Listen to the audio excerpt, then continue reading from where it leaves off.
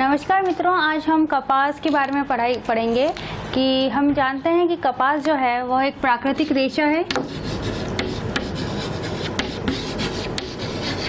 तथा इसका जो निर्माण है वो मुख्य रूप से कपास के जो बीज होते हैं उनके माध्यम से होता है कि कपास के बीज प्रस्फुटित होकर इसमें से कुछ रेशेनुमा स्ट्रक्चर जो है वो बाहर निकलता है और ये इसको चारों तरफ से घेर लेता है। और इस प्रकार एक तरीके से हम कह सकते हैं कि कपास के डोडे का निर्माण होता है, जिससे फिर हम पुनः रुई को या कपास को प्राप्त करते हैं। तो कपास को प्राप्त करने के लिए कुछ परिस्थितियों का होना आवश्यक है, तो उन परिस्थितियों के बारे में हम सबसे पहले चर्चा करेंगे।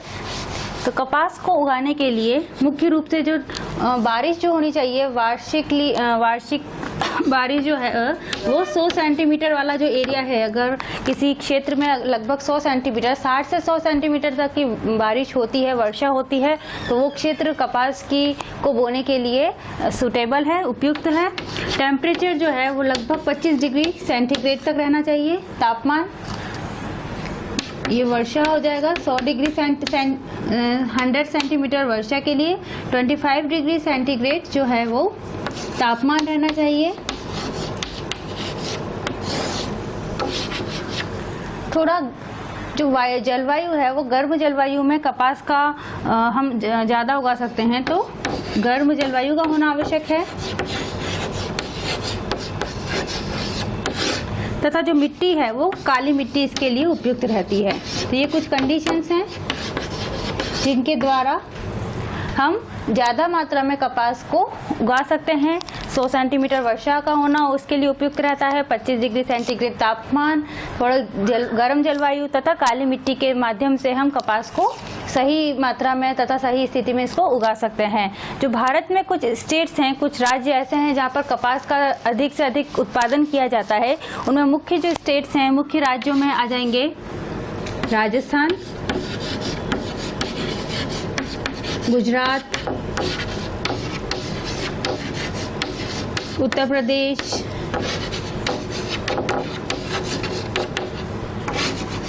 तमिलनाडु। तो ये सभी जो हैं, मध्य प्रदेश भी है। तो ये सभी कुछ राज्य हैं भारत के जहाँ पर कपास का उत्पादन किया जाता है। उनमें मुख्य हैं राजस्थान, गुजरात, उत्तर प्रदेश, तमिलनाडु तथा मध्य प्रदेश। इसकी जो हाइट होती है, ऊंचाई होती है कपास के पौधे की, वो ज़्यादा नहीं होती है, लगभग 1 से 2 मीटर की ऊंचाई का कपास का पौधा होता है। तो ये तो हुई जनरल कपास को उगाने के लिए कौन कौन सी कंडीशंस का होना जरूरी है। अब हम बात करेंगे कि कपास की खेती कैसे की जाती है।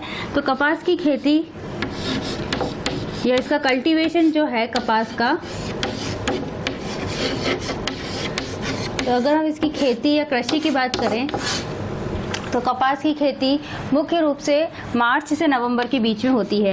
हम यहाँ भारत की बात कर रहे हैं कि भारत में इसका जो पूरा प्रोसेसिंग है कि हम कपास को बो रहे हैं और उसका हार्वेस्टिंग प्रोसेस, उसको वापस निकाल रहे हैं, उसका जो प्रोसेस है वो मार्च से लेकर नवंबर तक पूरा चलता है। एक बड़े क्षेत्र में कपास के बीजों को बोया जाता है और कुछ समय बाद उसमें कुछ छोटे छोटे सीड्स का फॉर्मेशन होता है। सीड्स की जो शेप होती है वो नींबू के आकार की होती है और कुछ समय बाद ये जो बीज है वो बस्ट हो जाता है, फट जाता है और इससे कुछ रेशे बाहर निकलने लग जाते हैं। और ये जो रेशे हैं वो इस पूरे सीड को चारों तरफ से आवृत कर लेते हैं, घेर लेते हैं। मैच्योरेशन के पश्चात अगर हम देखें कि एक पूरा मैच्योर एक अवस्था में जो डायग्राम अगर हम देखें तो मैं आपको दिखाना चाहूँगी कि ये एक मैच्योर कपास के डोडे का डायग्राम है। इस डायग्राम में आप देख सकते हैं कि सीड इसके अंदर है तथा चारों ओर से कुछ रेशों ने उस सीड को घेर रखा है, जिसे कॉटन बॉल कहा जाता है।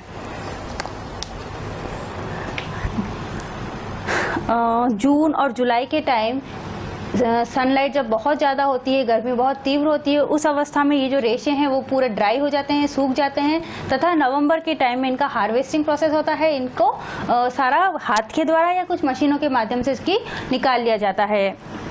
तो ये पूरा प्रोसेस हो जाएगा कपास की खेती का। अब हम इसके बाद देखेंगे कि कपास का उपयोग क्या क्या है। तो कपास की अगर उपयोगिता देखें तो कपास का मुख्य रूप से उपयोग कपड़ों से संबंधित है कपास का उपयोग।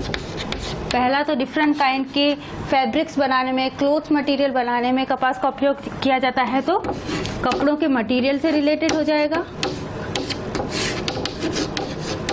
हम विभिन्न प्रकार के मटेरियल जो हैं वो कपास के माध्यम से बनाए जाते हैं। टी शर्ट्स हो सकती हैं, स्कर्ट हो सकती हैं, और पैंट, बेडशीट्स, कर्टन। तो कॉटन का उपयोग बहुत सारे डिफरेंट क्लोथ मटेरियल्स को बनाने में किया जाता है। इसके अलावा कॉटन का जो कपड़ा होता है वो बहुत ज़्यादा कंफर्टेबल होता है, आरामदायक होता है। वो इसमें इजीली एयर जो है वो पास हो सकती है, इसलिए कॉटन को गर्मियों में ज़्यादा प्रीफर किया जाता है। तीसरा हम इसका उपयोग कर देख सकते हैं कि कुछ गन कॉटन्स होते हैं। इन गन कॉटन्स का उपयोग एक्सप्लोजिव्स के रूप में भी किया जाता है। इसके अलावा हम देख सकते हैं कि कुछ जो मिक्स्ड फाइबर होते हैं, मिश्रित रेशे होते हैं, मिश्रित रेशों का निर्माण कॉटन की सहायता से होता है। अगर हम टेरिकॉट की बात करें तो टेरिकॉट जो है एक मिश्रित फाइबर है जो कि कुछ संश्लेषित रेशे तथा कपास जो कि एक नेचुरल रेशा है, एक प्राकृतिक रेशा है, उन दोनों के मिक्सचर के बाद मिलकर बनता है।